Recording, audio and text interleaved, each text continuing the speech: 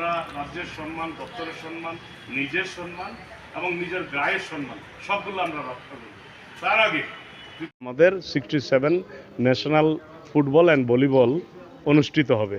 সেই লক্ষ্যকে সামনে রেখে ত্রিপুরা রাজ্য থেকে স্কুল স্পোর্টস বোর্ডের উদ্যোগে যে 66তম স্কুল গেমস ফেডারেশন অফ ইন্ডিয়ার উদ্যোগ, সেটাকে সফল করতে এবং রাজ্য থেকে যুব বিষয়ক ক্রীড়া দপ্তরের উদ্যোগে দুটো টিম যাচ্ছে, আন্ডার-17 ভলিবল এবং আন্ডার-19 ফুটবল। বয়েজ টিম দুটো যাচ্ছে। বিমানে আমরা রাজ্য ত্যাগ করব কিছুক্ষণের মধ্যে। আমরা দিল্লিতে গিয়ে তারপর ওখান থেকে ট্রাভেল বাই বাস আমরা জম্মু কাশ্মীর অর্থাৎ শ্রীনগরের উদ্দেশ্যে রওনা দেব। আমাদের প্রত্যাশা থাকবে আন্ডার-19 ফুটবল দল অত্যন্ত শক্তিশালী দল, আশা করি আমরা ভালো রেজাল্ট করব। এবং আন্ডার-17 যে ভলিবল দল, আমরা এটাও খুব ভালো দল, আমরা এখান থেকেও রেজাল্ট প্রত্যাশা করছি।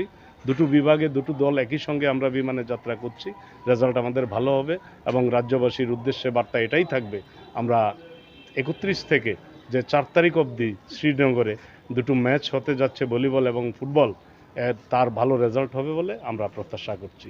পাশাপাশি মাননীয় ক্রীড়ামন্ত্রীর উদ্যোগে এই যাত্রা যে বাই ফ্লাইট, কেননা এখন আমরা ট্রেন যাত্রা করার জন্য স্কুল গেম ফেডারেশন অফ ইন্ডিয়ার যে যতগুলো মিট হয় সেখানে রাজ্য থেকে বাই ট্রেনেই আমরা যাতায়াত করি, কিন্তু এই দুর্গাপূজার মরশুমে আমরা ট্রেনের টিকিট যাওয়া এবং আসা কোনোভাবে ম্যানেজ করতে পারিনি। তারপরে মাননীয় মন্ত্রী আমাদেরকে বিমান যোগে যাত্রার জন্য নির্দেশ দিয়েছেন এবং সব সুবন্দোবস্ত করে দিয়েছেন।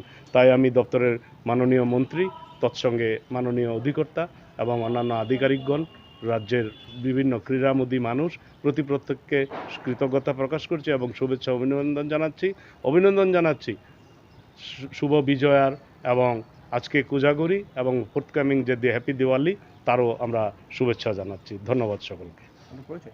Myself Apu Roy, school sports board joint secretary এবং এই দুটো দলের ম্যানেজার ফুটবল অ্যান্ড ভলিবল।